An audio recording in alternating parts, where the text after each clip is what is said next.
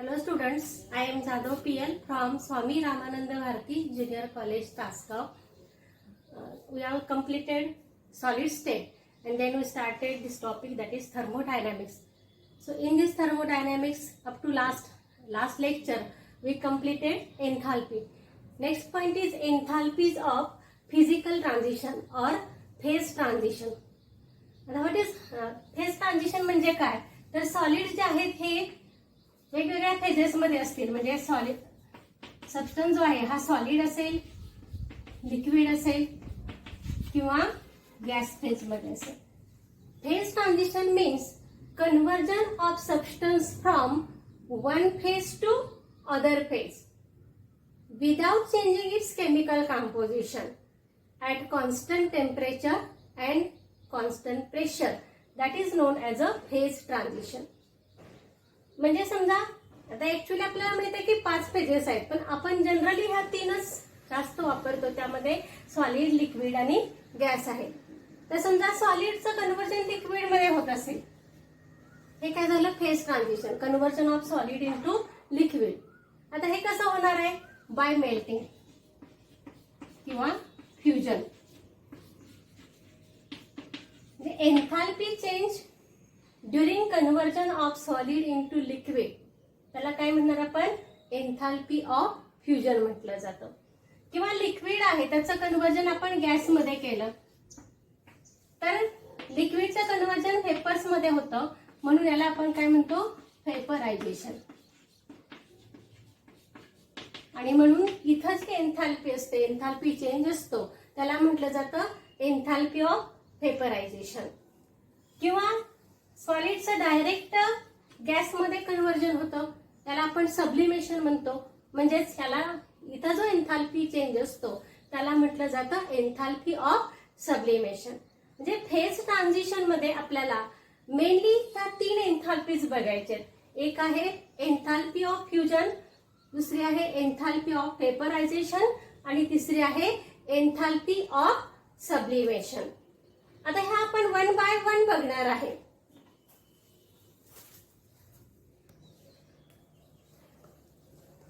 First point is enthalpy of phase transition. त्यामधली पहिली आहे एन्थाल्पी ऑफ फ्युजन. आता एन्थाल्पी ऑफ फ्युजन म्हणजेच काय? तर डेल्टा एच ऑफ फ्युजन. याची डेफिनेशन आहे enthalpy change when 1 mole of solid is converted into liquid without change in temperature and pressure. म्हणजे टेम्परेचर आणि प्रेशर कॉन्स्टंट असेल त्यावेळी एन्थाल्पी चेंज होईल. की कधी? Solid is converted into liquid, याला म्हटलं जातं एन्थाल्पी ऑफ फ्युजन. म्हणजे फॉर एक्झाम्पल आपण वॉटर घेतलं, ice, H2O solid, and it is converted into H2O liquid at 0 degree Celsius temperature. Then delta fusion, delta H fusion हा काय असेल? Plus 6.01 kilojoules per mole. म्हणजे इथं आईसचं कन्व्हर्जन लिक्विड मध्ये होते, म्हणजे आईस मेल्ट झाला, solid is converted into liquid. Temperature काय? कॉन्स्टंट आहे. किती टेम्परेचर आहे? 0 डिग्री सेल्सिअस. केमिकल कंपोजिशन बदलते का? नाही, दोन्हीचं केमिकल कंपोजिशन समान आहे, H2O. म्हणजेच इथं conversion of solid into liquid without changing it's chemical composition at constant temperature and pressure, that is non as a enthalpy of fusion. आता second type जो आहे यामध्ये एन्थाल्पी ऑफ फ्युजन जे आहे याच्या विरुद्ध आपण घेतलं समजा, तर लिक्विड जो आहे ह्या लिक्विडचं कन्व्हर्जन सॉलिड मध्ये केलं. म्हणजे समजा H2O वॉटर आहे, लिक्विड आहे, आणि याचं कन्व्हर्जन आपण आईस मध्ये केलं. केमिकल कंपोजिशन समान आहे ऍट 0 डिग्री सेल्सिअस, म्हणजे टेम्परेचर समान आहे, प्रेशर समान आहे. फक्त यावेळी वॉटरचं कन्व्हर्जन आईस मध्ये झालं, म्हणजेच liquid is transferred into solid. आता ही जी फेज आहे याला काय म्हणणार? तर इथं लिक्विडचं सॉलिड झालं म्हणजे काय झालं? फ्रीजिंग झालं. आणि म्हणून इथं जी एन्थाल्पी असते तिला म्हटलं जातं एन्थाल्पी ऑफ फ्रीजिंग. आता enthalpy of freezing he enthalpy of fusion एवढीच असते, फक्त अपोजिट साइन येतं त्याला. म्हणजे इथं आपण बघितलं तर H2O liquid is converted into H2O solid, that is freezing, and delta H freezing is equal to minus 6.01 kilojoules per mole. जे इथं टेम्परेचर कॉन्स्टंट आहे, जे फ्युजन जे आहे त्याच्या बरोबर रिव्हर्स केस कुठली असते, फ्रीजिंग असते. त्यावेळी असणारी एन्थाल्पी ही तेवढीच येते, फक्त त्याचं साइन जे आहे हे अपोजिट असतं. आता सेकंड जे टाइप आहे हा आहे एन्थाल्पी ऑफ व्हेपरायझेशन. एन्थाल्पी ऑफ व्हेपरायझेशन किंवा डेल्टा एच व्हेपरायझेशन म्हणजे काय, तर it is enthalpy change when 1 mole of liquid is converted into vapors without change in temperature and pressure. म्हणजे 1 मोल आपण लिक्विड घेतलं आणि त्याचं कन्व्हर्जन 1 मोल व्हेपर्स मध्ये झालं at constant temperature and pressure.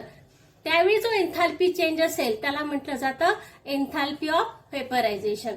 For example, पाणी आहे H2O liquid, that is converted into H2O vapours.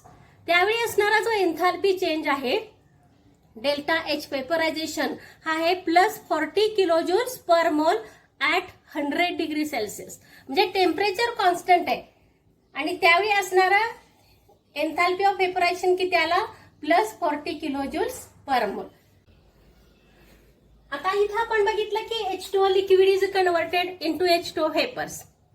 याचा रिव्हर्स घेतला आपण की वाफ आहे आणि ह्या व्हेपर्स आपण कंडेन्स केल्या तर पुन्हा काय मिळतं, आपल्याला लिक्विड मिळतं. म्हणजे vapour phase is converted into liquid phase.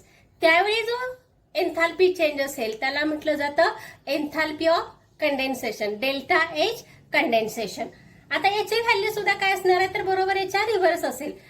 म्हणजे ही जी रिएक्शन ही रिव्हर्स आहे, त्यामुळे H2O liquid gas is converted into H2O liquid, then delta h condensation किती आला, मायनस 40.7 किलोजूल्स पर मोल ऍट 100 डिग्री सेल्सिअस टेम्परेचर. आता तिसरा पॉइंट काय, तर समजा सॉलिडचं कन्व्हर्जन डायरेक्ट गॅसमध्ये झालं तर ही जी प्रोसेस असते याला काय म्हणतो आपण, sublimation. Solid is directly converted into gas. आता हे जे सब्लिमेशन आहे त्यावेळी जो एन्थाल्पी चेंज मिळेल आपल्याला त्याला म्हटलं जातं डेल्टा एच किंवा enthalpy of sublimation. So when change in enthalpy when 1 mole of solid is converted into gas, that is non as a enthalpy of sublimation.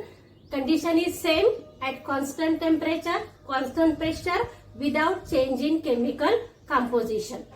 For example, here if we take H2O solid and it is converted into H2O gas, then enthalpy delta H of sublimation is 51.08 kilojoules per mole at 0 degree Celsius temperature. आता generally काय होतं, तर हे जे sublimation आहे हे 2 step मध्ये होऊ शकतं. म्हणजे पहिल्यांदा आपण काय केलं, तर सॉलिड हे डायरेक्ट गॅसमध्ये कन्व्हर्ट केलं, त्याऐवजी पहिल्यांदा सॉलिडचं कन्व्हर्जन लिक्विड मध्ये केलं आणि नंतर लिक्विडचं कन्व्हर्जन गॅसमध्ये केलं. म्हणजेच काय झालं, सॉलिड हे गॅसमध्ये कन्व्हर्ट झालं पण हे 2 स्टेप्स मध्ये झालं. आता पहिली जी स्टेप आहे त्यावेळी असणारा एन्थाल्पी चेंज याला आपण काय म्हणतो, डेल्टा एच फ्युजन. आणि लिक्विडचं कन्व्हर्जन गॅसमध्ये झालं तर त्याला काय म्हणतो आपण, डेल्टा एच व्हेपरायझेशन. आणि डायरेक्ट सॉलिडचं गॅसमध्ये झालं कन्व्हर्जन तर त्याला आपण म्हणतो डेल्टा एच सब्लिमेशन. म्हणजे हे रिलेशन काय सांगतं, तर delta H sublimation is equal to delta H fusion plus delta H vaporisation. म्हणजेच इथं sublimation delta H sublimation is equal to काय येणार, delta H fusion plus delta H vaporisation. जिथं आपण बघितलं तर at 0 degree Celsius H2O solid is converted into H2O liquid. किती आहे, enthalpy of fusion 6.01 kilojoules per mole. समजा H2O liquid is converted into H2O gas, त्यावेळी असणारं जे एन्थाल्पी ऑफ व्हेपरायझेशन आहे ही आहे 45.07 किलोजूल्स पर मोल. आणि जर आपण ह्या दोन्हीचं कॉम्बिनेशन केलं म्हणजेच delta H fusion plus delta H vaporisation, तर आपल्याला काय मिळणार आहे? Delta H sublimation, that is equal to 51.08 kilojoules per mole. म्हणजे आपण हे 2 स्टेपमध्ये केलं तरी तेवढीच व्हॅल्यू येते आणि 1 स्टेपमध्ये केलं तरी सुद्धा तेवढीच व्हॅल्यू येते 51.08 kilojoules per mole at constant temperature 0 degree Celsius and constant pressure. Second point is enthalpies of atomic or molecular transition. जे ॲटमचं कन्व्हर्जन किंवा मोलेक्युलचं कन्व्हर्जन होईल. जे समजा ॲटम आहे त्याच्यापासून आयन्स तयार होतील किंवा म्हणजे पॉझिटिव्ह आयन तयार होईल किंवा निगेटिव्ह आयन तयार होईल किंवा ॲटम मोलेक्युल आहे त्याचं कन्व्हर्जन ॲटम्समध्ये होईल, त्यावेळी जो होणारा एन्थाल्पी चेंज आहे त्याचा अभ्यास आपण या पॉइंटमध्ये करणार आहे. यामध्ये 3 टाईपच्या एन्थाल्पीज आहेत. पहिलं आहे एन्थाल्पी ऑफ आयोनायझेशन,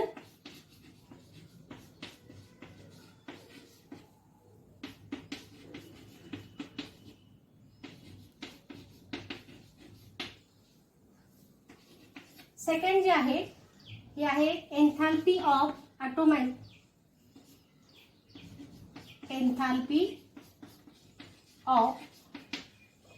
ॲटोमायझेशन आणि तिसरी आहे enthalpy of solution.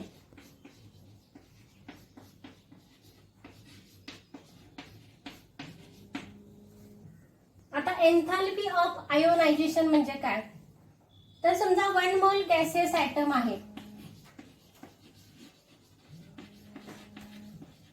and it is converted, it accept electron, it loses electron and converted into cation. म्हणजे सोडियम सॉलिड आहे समजा. So this sodium atom, 1 mole of sodium atom loses electron and converted into Na plus ion.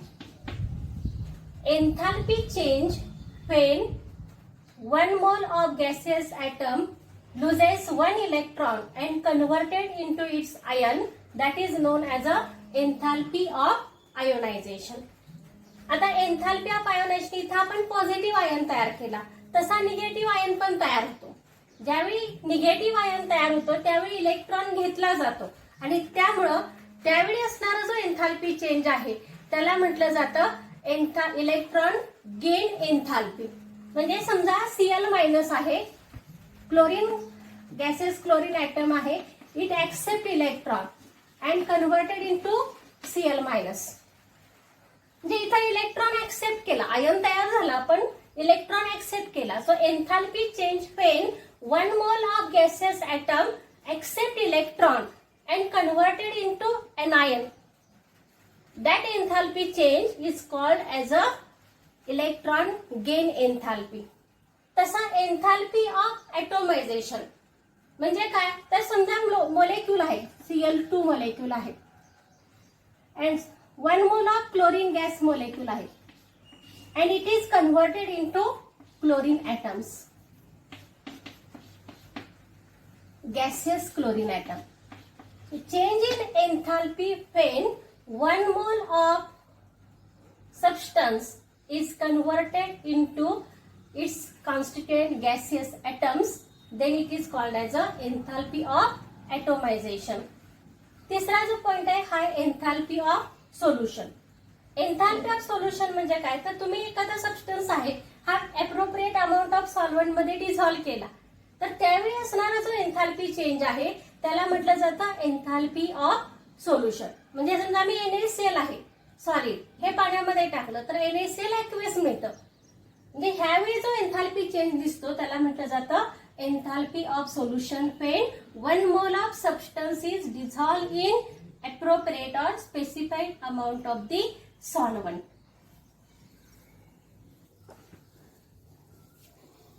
Enthalpy of ionization that is delta h ionization म्हणजे काय? तर enthalpy change accompanying the removal of an electron from 1 mole of gaseous item. जे 1 mole of gaseous item पासून एक electron remove करण्यात केला त्यावेळी जो एन्थाल्पी चेंज असेल त्याला म्हटलं जाईल enthalpy of ionization. For example, sodium gas is converted into sodium ion, Na+ ion, gaseous ion plus electron. त्यावेळी असणारा जो एन्थाल्पी चेंज आहे म्हणजेच डेल्टा एच आयोनायझेशन किती आहे? 494 किलोजूल्स पर मोल. आता समजा आपण इलेक्ट्रॉन इथं लॉस केला, त्याऐवजी इलेक्ट्रॉन गेन केला आणि निगेटिव्ह आयन तयार केला, तर त्याला काय म्हणतो आपण? Electron gain enthalpy, that is delta H Eg.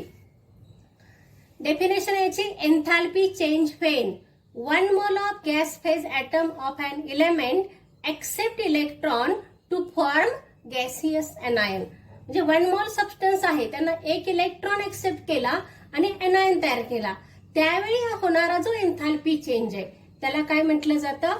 Electron gain enthalpy. म्हणजे क्लोरीन गॅस आहे, it accept electron and converted into Cl- ion. त्यावेळी असणारी जी इलेक्ट्रॉन गेन एन्थाल्पी आहे -349 किलोजूल्स पर मोल. आता दुसरा जो टाइप आहे हा आहे enthalpy of atomization, delta h atomization. म्हणजे काय? तर enthalpy change when dissociation of 1 mole of gaseous substance into atoms. म्हणजे क्लोरीन गॅस आहे त्याचं कन्व्हर्जन आपण क्लोरीन ॲटम्स मध्ये केलं. Gaseous chlorine is converted into gaseous chlorine atoms. त्यावेळी होणारा जो एन्थाल्पी चेंज आहे that is delta h atomization. हा किती आहे? 242 किलोजूल्स पर मोल. किंवा दुसरं एक्झाम्पल आपण घेतलं तर मिथेन गॅस आहे आणि याचे 4 बॉन्ड आपण कार्बन हायड्रोजन ब्रेक केले, काय तयार झालं? Carbon gas plus 4 hydrogen gaseous atoms. जे methane is converted into gaseous carbon and hydrogen atom. त्यावेळी असणारा जो एन्थाल्पी चेंज आहे हा किती आहे? 1660 किलोजूल्स पर मोल. तिसरा आहे एन्थाल्पी ऑफ सोल्युशन.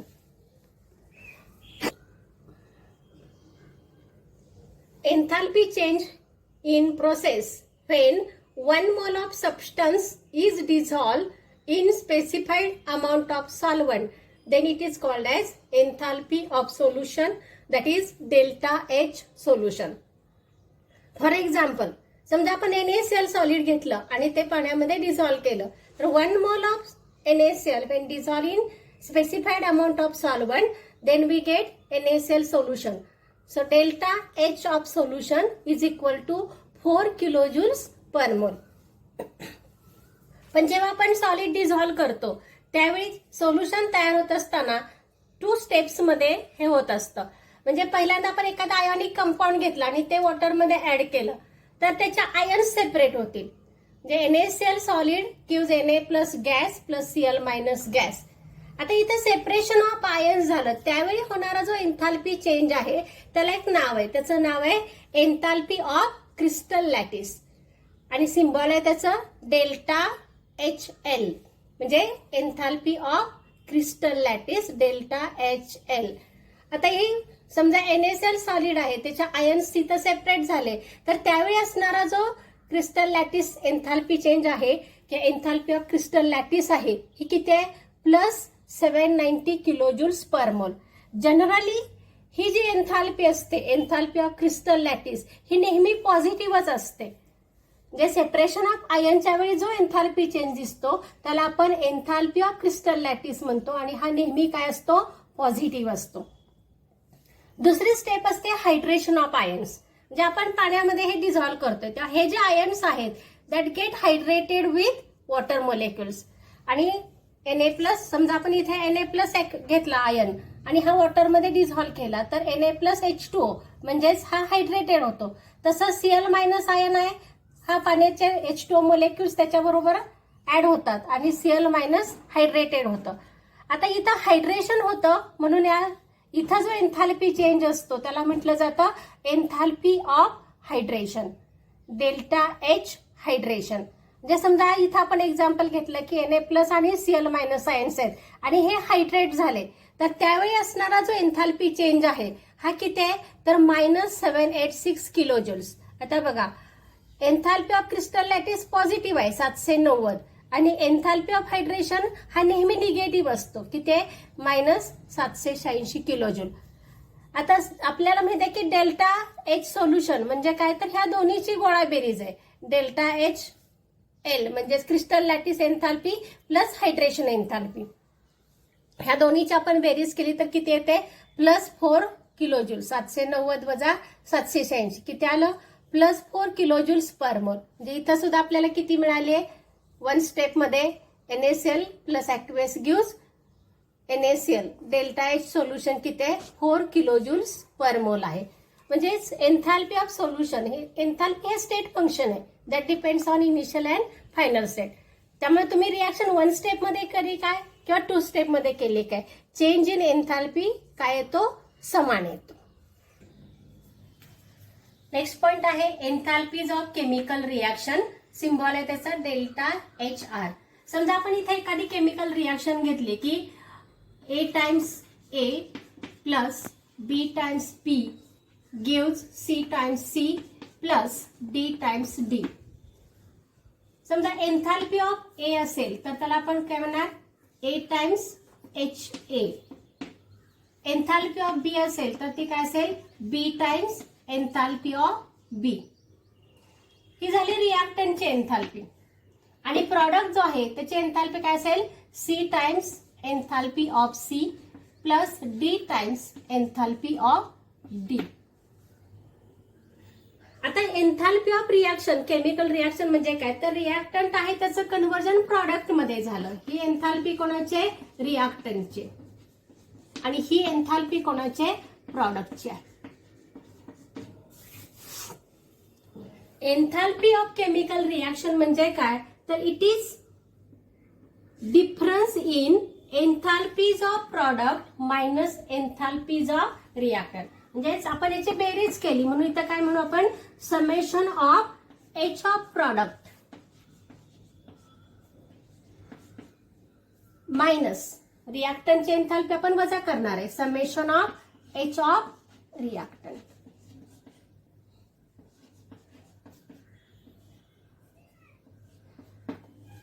म्हणजे तिथं एन्थाल्पी ऑफ रिॲक्शन बरोबर काय आलं, summation of enthalpies of product minus summation of enthalpies of reactant. आता ह्यावरून आपण याची डेफिनेशन सांगू शकतो. It is difference between the sum of enthalpies of product and that of reactant with each substance in definite physical state and their amounts or moles being represented by coefficients in balanced equation of the reaction. म्हणजे इथं आपण फरक घेणार आहे एन्थाल्पीज of product and एन्थाल्पीज of रिॲक्टंटचा. पण त्यावेळी condition काय, तर त्यामध्ये जे सबस्टन्सेस आहेत त्यांच्या फिजिकल स्टेट्स काय पाहिजेत, डेफिनाइट पाहिजेत, आणि त्याचे नंबर ऑफ मोल्स तिथं ठराविक कोएफिशियंटनी इक्वेशन मध्ये असाइन केले पाहिजेत. आता इथं ही जी व्हॅल्यू आहे एन्थाल्पीची, डेल्टा एच ऑफ रिॲक्शन, ही एकतर पॉझिटिव्ह असेल किंवा निगेटिव्ह असेल.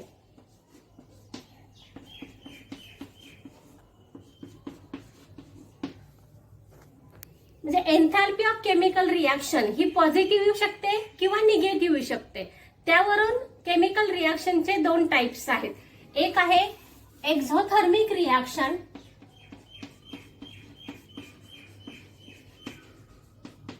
आणि दुसरा टाइप आहे एंडोथर्मिक रिॲक्शन.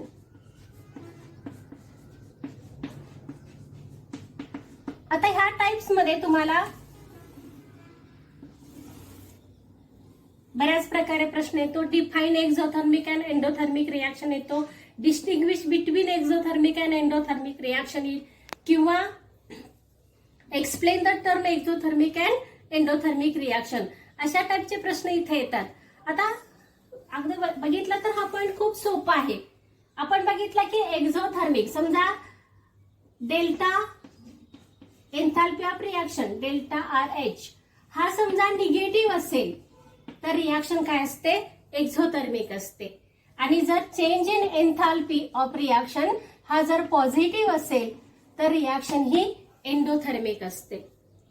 आता हा डेल्टा एच पॉझिटिव्ह येण्यासाठी कोण जास्त निगेटिव्ह येण्यासाठी हा निगेटिव्ह येतो, याचाच अर्थ काय, तर आपल्याला माहिती आहे की डेल्टा आर एच म्हणजे काय, तर summation of H of product minus summation of H of reactant. आता ही व्हॅल्यू जर निगेटिव्ह येत असेल याचाच अर्थ काय असणार आहे, तर प्रॉडक्टची एन्थाल्पी कमी असेल आणि रिॲक्टंटची एन्थाल्पी जास्त असेल. म्हणजेच इथं enthalpies of product is less than enthalpies of reactant. जर रिॲक्शन एंडोथर्मिक असेल म्हणजे डेल्टा एच पॉझिटिव्ह येत असेल त्यावेळी sum of enthalpies of the product is greater than sum of enthalpies of the reactant. आता इथं प्रॉडक्टची एन्थाल्पी कमी आहे, रिॲक्टंटची एन्थाल्पी जास्त आहे, म्हणून डेल्टा एच काय येतो, निगेटिव्ह येतो. इथं एन्थाल्पीज ऑफ प्रॉडक्ट जास्त आहे आणि एन्थाल्पीज ऑफ रिॲक्टंट कमी आहे, त्यामुळे डेल्टा एच काय येतो, पॉझिटिव्ह येतो. याचाच अर्थ काय, तर इथं हीट जी आहे ही रिलीज केली जाते आणि इथं हीट काय होणार आहे, प्लस आहे, म्हणजेच ऍब्सॉर्ब केली जाते. आता आपण एक्झाम्पल बघू. एक्झोथर्मिक रिॲक्शन आपण इथे एक्झाम्पल घेतलं तर एक्झोथर्मिक एक्झाम्पल आहे, समजा 2 molecules of KClO3 solid gives twice KCl solid plus thrice O2G. ह्यावेळी असणारा जो चेंज इन एन्थाल्पी आहे हा किती आहे, -78 किलोजूल. म्हणजे इथं व्हॅल्यू काय आली, निगेटिव्ह आली, म्हणजे निगेटिव्ह साईन आहे, म्हणजेच ही रिॲक्शन कशी आहे, एक्झोथर्मिक आहे. एंडोथर्मिक रिॲक्शन आहे त्याचं एक्झाम्पल आहे इथं N2G plus O2G gives twice NOG. So in this reaction enthalpy change delta H of reaction हा किती आहे, प्लस 66.4 किलोजूल्स पर मोल आहे. म्हणजे इथं एन्थाल्पी ऑफ रिॲक्शन निगेटिव्ह आहे, इथं काय आहे, पॉझिटिव्ह. जेव्हा डेल्टा एच निगेटिव्ह येतो तेव्हा रिॲक्शन एक्झोथर्मिक असते आणि जेव्हा डेल्टा आर एच पॉझिटिव्ह असतो तेव्हा रिॲक्शन कशी असते, एंडोथर्मिक असते. नेक्स्ट पॉइंट जो आहे आपला हा आहे स्टँडर्ड एन्थाल्पी ऑफ रिॲक्शन.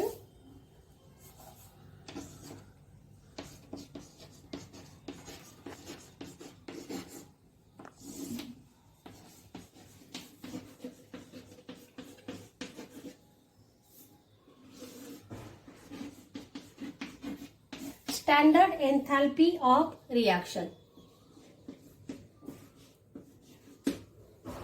आता स्टँडर्ड एन्थाल्पी ऑफ रिॲक्शन याला सिम्बॉल काय असणार आहे, तर एन्थाल्पी ऑफ रिॲक्शनचा सिम्बॉल काय, डेल्टा एच आर आहे. स्टँडर्ड असेल तर फक्त इथं काय लिहायचं, डिग्री साइन लिहायचं, डेल्टा आर एच 0. आता स्टँडर्ड म्हणजे काय, तर स्टँडर्ड कंडिशनला जो एन्थाल्पी चेंज असेल त्याला काय म्हणणार आपण, standard enthalpy of reaction. It is change in enthalpy of reaction when reactants are present in standard form, standard condition. आता स्टँडर्ड कंडिशन म्हणजे काय किंवा स्टँडर्ड स्टेट मध्ये असतील म्हणजे काय, स्टँडर्ड सेट म्हणजे आता आपण बघितलं की केमिकल रिॲक्शनची जेव्हा एन्थाल्पी घेतो आपण त्यावेळी कंडिशन काय, तर फिजिकल स्टेट्स त्यांच्या काय असल्या पाहिजेत, डेफिनाइट असल्या पाहिजेत.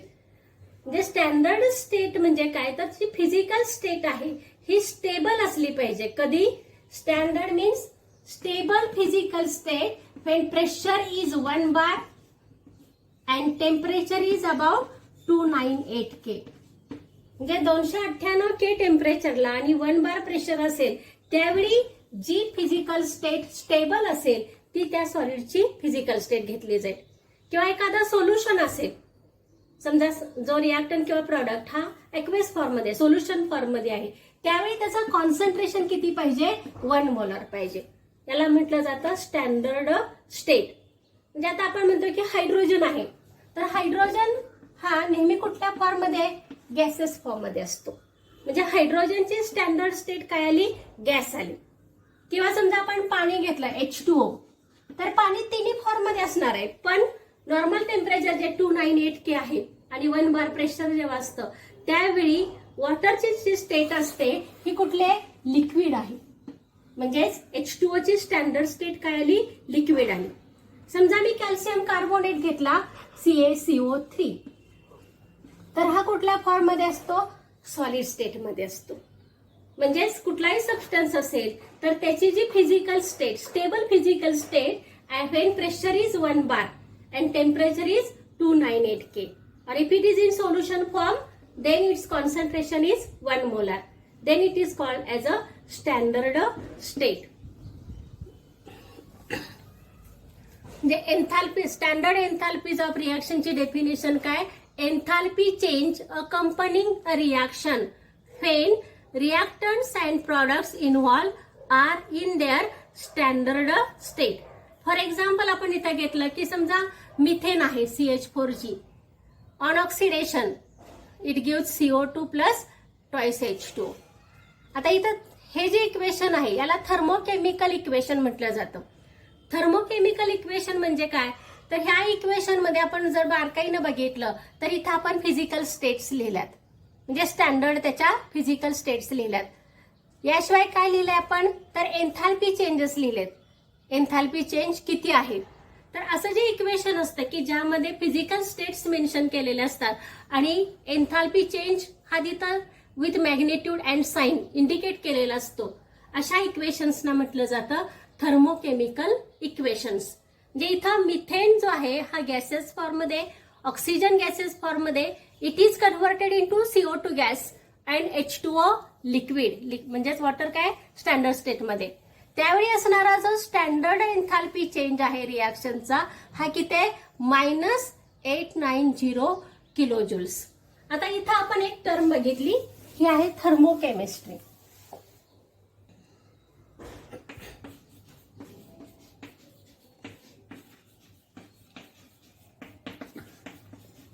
थर्मोकेमिस्ट्री म्हणजे काय, तर ही ब्रांच आहे केमिस्ट्रीची. It deals with study of enthalpy changes during chemical reaction. यामध्ये enthalpy change during the chemical reaction याचा अभ्यास केला जातो, त्याला काय म्हटलं जातं, थर्मोकेमिस्ट्री.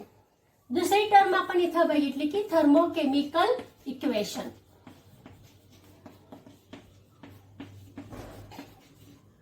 आता थर्मोकेमिकल इक्वेशन म्हणजे काय, तर हे केमिकल इक्वेशन आहे की which indicates, it is first point, it must be balanced. हे जे इक्वेशन आहे हे बॅलन्स्ड केमिकल इक्वेशन असेल, यामध्ये फिजिकल स्टेट्स लिहिलेल्या असतील,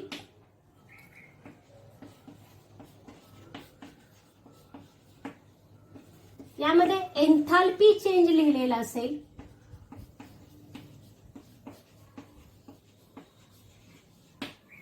the thermochemical equation is the chemical equation which is balanced equation in which physical states are mentioned and also enthalpy change with their sign and correct magnitude is mentioned.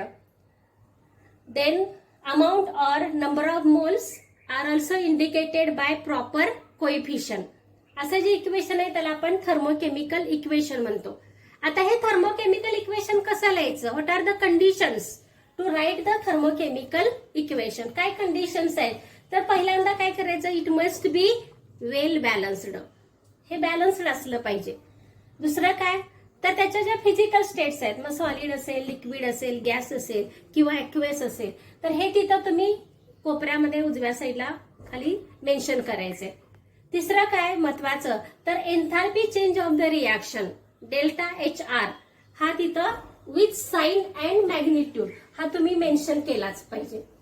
चौथा point काय, तर याचे जे कोइफिशियंट्स आहेत, हे कोइफिशियंट्स जे आहेत हे तिथं तुम्ही त्याच्या न्यूमेरिकल व्हॅल्यू तिथं मेन्शन केलेल्या असल्या पाहिजेत. आणि ह्या जनरल एखादी रिॲक्शन असेल थर्मोकेमिकल, तर त्याच्यामध्ये असणारा जो डेल्टा RH आहे हा त्याच्या फॉरवर्ड रिॲक्शनचा असणार आहे. समजा आपण रिव्हर्स रिॲक्शन घेतली त्याची, तर रिव्हर्स रिॲक्शनचा चेंज इन एन्थाल्पी हा तेवढाच असतो, फक्त त्याचं साइन अपोजिट येतं. म्हणजे फॉर एक्झाम्पल आपण इथं घेतलं की CH4 प्लस ट्वाईस O2 हे बॅलन्स्ड आहे. कारण काय, तर जेवढे कार्बन इकडे आहेत तेवढेच इकडे आहेत, जेवढे हायड्रोजन आहेत तेवढेच हायड्रोजन आहेत, म्हणजे वेल बॅलन्स्ड आहेत. इथं जो 2 लिहिलाय आपण हा त्याचा कोइफिशियंट आहे. जे आपण हे ॲटम्स किंवा अमाऊंट बॅलन्स करण्यासाठी इथं आपण त्याला मल्टिप्लाय केलं, म्हणजे हा त्याला काय म्हणतात, कोइफिशियंट. इथं आपण त्याच्या फिजिकल स्टेट्स मेन्शन केल्यात. इथं काय मेन्शन केलंय, enthalpy change with its sign mention केलंय. म्हणून हे थर्मोकेमिकल इक्वेशन आहे. फॉरवर्ड डिरेक्शन मध्ये याचा एन्थाल्पी चेंज एवढा आहे. याची आपण रिव्हर्स रिॲक्शन घेतली, बॅकवर्ड रिॲक्शन, तर याचा एन्थाल्पी चेंज तेवढाच असतो, फक्त याची साइन चेंज होतं. म्हणजे समजा मी रिव्हर्स रिॲक्शन घेतली, CO2G plus twice H2L gives CH4G plus twice O2 gas. आता ही बॅकवर्ड रिॲक्शन घेतली तर त्याचा change in enthalpy, standard change in enthalpy किती असेल, प्लस 890 किलोजूल्स असेल. आणखीन एक पॉइंट आहे यामध्ये कंडिशन्स मध्ये, की समजा तुम्ही याच्या कोइफिशियंटना ठराविक संख्येनं गुणलं. जे आपण हेच एक्झाम्पल घेऊ, CH4G plus twice O2G gives CO2G plus twice H2OG.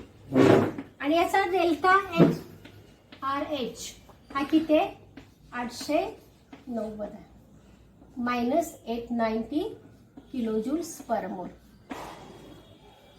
आता ही जी रिॲक्शन आहे याच्या कोइफिशियंटला मी एका ठराविक संख्येनं समजा मल्टिप्लाय केलं किंवा डिव्हाइड केलं, तर याचा जो एन्थाल्पी चेंज आहे त्याला सुद्धा तुम्ही काय करायचं, त्याच संख्येनं मल्टिप्लाय करायचं किंवा डिव्हाइड करायचं. म्हणजे समजा मी याला 2 न मल्टिप्लाय केलं तर काय येणार, ट्वाईस CH4, त्यामुळे इथं काय येणार 4O2 gives twice CO2 plus 4H2. म्हणजे मी कोइफिशियंटला 2 न मल्टिप्लाय केलं तर त्यावेळी हा जो एन्थाल्पी चेंज आहे याला सुद्धा काय करायचं, तुम्ही 2 न मल्टिप्लाय करायचं. म्हणजे हे नेहमी लक्षात ठेवायचं की जेव्हा आपण कोइफिशियंटना एखाद्या ठराविक नंबरनी मल्टिप्लाय करू किंवा डिव्हाइड करू, त्याच वेळी जो एन्थाल्पी चेंज असतो त्याला सुद्धा तुम्ही काय करायचं, त्या संख्येनं मल्टिप्लाय करायचं किंवा डिव्हाइड करायचं.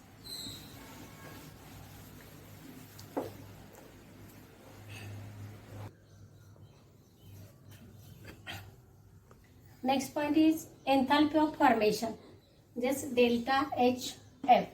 आता स्टँडर्ड एन्थाल्पी ऑफ फॉर्मेशन आपल्याला बघायचे, तर त्यासाठी याच्या नावातच आहे की फॉर्मेशन म्हणजे काय, तर जेव्हा 1 mole of substance is formed from its constituent atoms in standard state, तर त्याला काय म्हटलं जाईल, एन्थाल्पी ऑफ फॉर्मेशन. म्हणजे समजा आपण म्हटलं की हायड्रोजन आहे, तर हायड्रोजन हा कुठल्या फॉर्म मध्ये, गॅसेस फॉर्म मध्ये, प्लस ऑक्सिजन आपण घेतला हाफ O2G, तर आपल्याला काय मिळेल, H2O लिक्विड मिळेल. म्हणजे 1 मोल ऑफ वॉटर मोलेक्युल तयार करण्यासाठी कोणापासून, हायड्रोजन आणि ऑक्सिजन पासून. So it is enthalpy change when 1 mole of substance is formed from its constituent atoms in their standard physical states. That is called as a enthalpy of formation. म्हणजे इथे H2O मोलेक्युलचा आपण enthalpy of formation घेतली तर याला काय येणार, symbol delta FH0. कोणाची आहे ही, H2O मोलेक्युलचे. That is equal to -286 kilojoules per mole. म्हणजे 1 मोल सबस्टन्स तयार करण्यासाठी काय होणार आहे, तर एवढी अमाऊंट ऑफ एनर्जी इथं लागणार आहे. That is change in enthalpy आहे -286 किलोजूल्स पर मोल. इथं आपण बघू तर definition, standard enthalpy of formation is equal to is defined as it is enthalpy change that accompanies reaction in which 1 mole of your compound in its standard state is formed from its elements in their standard state.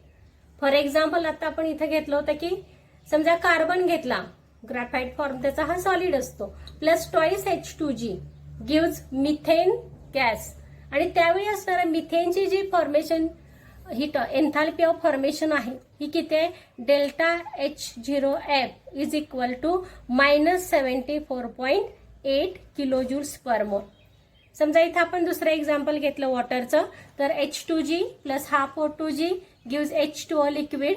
Delta H0 of reaction म्हणजे ही standard enthalpy of reaction आहे, त्यालाच आपण इथं काय म्हणणार आहे, standard enthalpy of formation of water.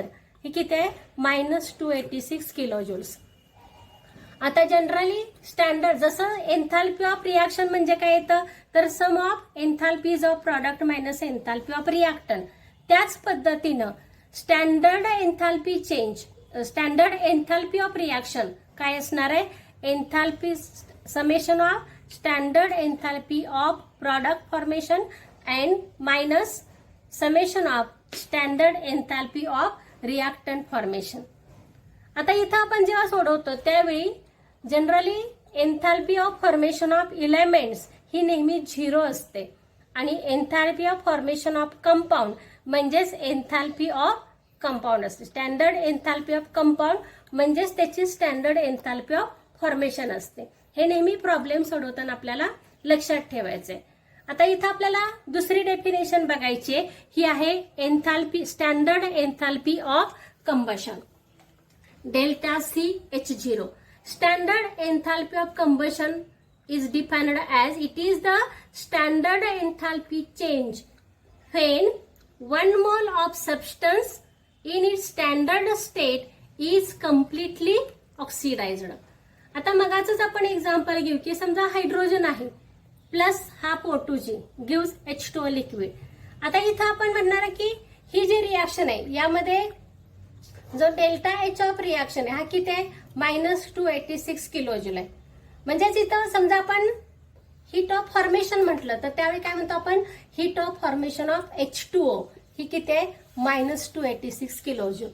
पण इथं कंबशन झालं, कम्प्लिटली ऑक्सिडेशन ऑफ हायड्रोजन, त्यावेळी आपल्याला जो एन्थाल्पी चेंज मिळाला त्याला काय म्हणणार आपण, delta H0 of combustion.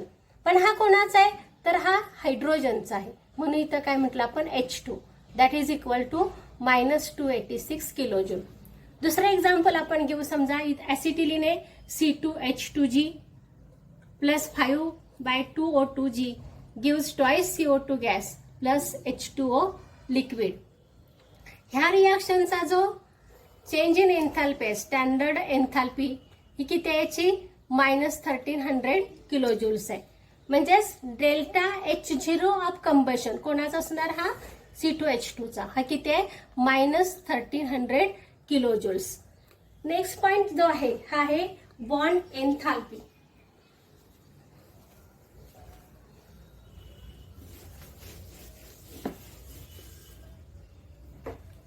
Bond enthalpy यामध्ये आपण 2 डेफिनेशन्स घेणार आहे, एक बॉन्ड एन्थाल्पीची आणि दुसरी आहे ऍव्हरेज बॉन्ड एन्थाल्पी. आता बॉन्ड एन्थाल्पी म्हणजे काय, तर समजा मी म्हटलं की CH4 आहे किंवा H2O आहे, तर यामध्ये 4 काय आहेत, कार्बन हायड्रोजन बॉन्ड आहेत किंवा यामध्ये 2 OH बॉन्ड आहेत. जेव्हा आपण हा मिथेन मोलेक्यूल ब्रेक करू आणि यातला प्रत्येक बॉन्ड ब्रेक करू आणि कार्बन सेपरेट करू आणि हायड्रोजन सेपरेट करू, तर हे जे 4 कार्बन हायड्रोजन बॉन्ड आहेत या सगळ्यांचीच एन्थाल्पी समान नसते. म्हणजे प्रत्येक बॉन्डची स्पेसिफाईड अशी त्याची स्वतःची एन्थाल्पी असते. आणि त्यामुळे बॉन्ड एन्थाल्पी म्हणजे काय, तर अमाऊंट ऑफ एनर्जी किंवा enthalpy change when. Next point is bond enthalpy. It is enthalpy change required to break particular covalent bond in 1 mole of gaseous molecule to produce gaseous atoms or radicals. इथं आपण example घेतलं तर HCl आहे आणि HCl हा कुठल्या स्टेटमध्ये, gases स्टेटमध्ये. तर या gases 1 mole of HCl gas molecule त्याचं कन्व्हर्जन हायड्रोजन आणि क्लोरीन गॅसेस ॲटम्स मध्ये करत असताना आपण हा बॉन्ड ब्रेक करणार आहे आणि त्यावेळी होणारा जो एन्थाल्पी चेंज आहे हा कोणाचा असेल, तर हा HCl या बॉन्डची बॉन्ड एन्थाल्पी असेल. म्हणजे HClG plus HClG gives H gaseous hydrogen plus gaseous chlorine. काय मिळणार आपल्याला, enthalpy change of reaction is 431.9 kilojoules. म्हणजेच इथं standard enthalpy of HCl bond ही काय असणार आहे 431.9 किलो जूल्स असेल. आता समजा एखादा पॉली ॲटॉमिक मोलेक्युल असेल तर इथं आपल्याला ॲव्हरेज घ्यावी लागते. म्हणजे average bond enthalpy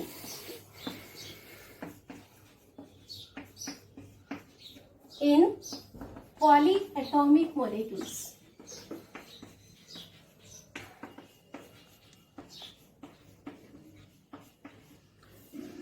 poly atomic molecules आहे त्यामध्ये एकापेक्षा जास्त बॉन्ड असते. तर बॉन्ड एन्थाल्पी घेत असताना आपल्याला त्याची ॲव्हरेज घ्यावी लागते. म्हणजे फॉर एक्झाम्पल समजा मिथेन आहे CH4. तर या मिथेनमध्ये 4 कार्बन हायड्रोजन बॉन्ड आहेत. पण प्रत्येकाची बॉन्ड एन्थाल्पी इक्वल नाहीये. म्हणजे बॉन्ड एन्थाल्पी ही प्रत्येक ॲटमची काय असते प्रत्येक बॉन्डची ही स्पेसिफाईड असते. त्यामुळे पहिला समजा कार्बन हायड्रोजन बॉन्ड ब्रेक करण्याला जेवढी एन्थाल्पी चेंज आपल्याला लागेल त्याच्यापेक्षा याचा वेगळा असेल. या कार्बन हायड्रोजन बॉन्डचा वेगळा असेल, याचा वेगळा असेल. आणि त्यामुळे मग carbon hydrogen bond enthalpy in methane आपल्याला घ्यायची असेल तर किती घ्यायची. त्यासाठी काय घेतलं जातं तर ह्या चारही बॉन्डची बेरीज करून त्याला 4ने डिव्हाइड करायचं. म्हणजेच आपण ॲव्हरेज घेणार आहे. तसं आपण समजा दुसरं एक्झाम्पल घेऊ की H2 आहे. तर यामध्ये 2 काय आहेत OH बॉन्ड आहे. म्हणजे पहिल्यांदा एक बॉन्ड ब्रेक झाला तर आपल्याला काय मिळेल H आणि OH मिळेल. त्याची असणारी बॉन्ड एन्थाल्पी वेगळी असेल. आणि समजा दुसरा आपण बॉन्ड ब्रेक केला इथं O आणि H मधला तर ऑक्सिजन आणि हायड्रोजन सेपरेट होईल. त्यावेळेची असणारी बॉन्ड एन्थाल्पी ही डिफरंट असते. जर आपण H1 आणि H2 म्हटलं तर आपल्याला OH बॉन्डची एन्थाल्पी H2 मध्ये किती आहे तर हे आपल्याला काय करावे लागते तर ह्या दोघांची बेरीज घेऊन त्याला 2ने डिव्हाइड करायचं म्हणजे ॲव्हरेज मिळते. इथं बघा आता each bond associated with specific bond enthalpy, so average bond enthalpy of particular bond is considered. H2O gives 2H plus oxygen. म्हणजे टोटल याची बॉन्ड एन्थाल्पी किती आहे तर +9 to 7 किलो जूल्स आहे. पण पहिल्या स्टेपमध्ये याचं ब्रेकिंग 2 पद्धतीने होणार आहे. पहिला बॉन्ड ब्रेक होईल त्यावेळी असणारा जो एन्थाल्पी ऑफ रिॲक्शन किती आहे 499 किलो जूल्स आहे. आणि दुसरा OH बॉन्ड ब्रेक झाला की त्यावेळी असणारी एन्थाल्पी चेंज इन एन्थाल्पी किती आहे 428 किलो जूल्स आहे. म्हणजे ह्या दोन्हीचा आपण बेरीज केली तर किती येणार आहे 9 to 7 येणार आहे. म्हणजे 2 OH बॉन्ड ब्रेक करायला एनर्जी किती लागली 927 किलो जूल्स. मग ॲव्हरेज बॉन्ड एनर्जी किती येणार तर 9 to 7/2 म्हणजे किती आली 463.5 किलो जूल्स आली. आता इथं आपल्याला समजा एन्थाल्पी चेंज ऑफ रिॲक्शन घ्यायचं असेल तर कुठल्याही रिॲक्शनचा एन्थाल्पी चेंज घ्यायचं असेल आपल्याला तर एक रिलेशन लक्षात ठेवा. एन्थाल्पी चेंज ऑफ रिॲक्शन हा काय येतो तर एन्थाल्पी ऑफ रिॲक्शन घेताना आपण काय घेतलं होतं summation of enthalpies of product minus enthalpies of reactant. तसं एन्थाल्पी चेंज घ्यायचे म्हणजेच रिॲक्टंटची किती होती हे अगोदर घ्यायची. Summation of enthalpies of reactant minus summation of enthalpies of product. म्हणजे जेव्हा आपल्याला एन्थाल्पी चेंज घ्यायचं आहे त्यावेळी आपल्याला हे रिलेशन वापरायचं आहे. Summation of enthalpies of reactant minus summation of enthalpies of product. तर इथं आपण आज डेफिनेशन्स बघितल्या सगळ्या एन्थाल्पीच्या. पुढच्या लेक्चरला आपण Hess's of constant heat summation हा महत्वाचा भाग घेणार आहे. इथं थांबूया आपण.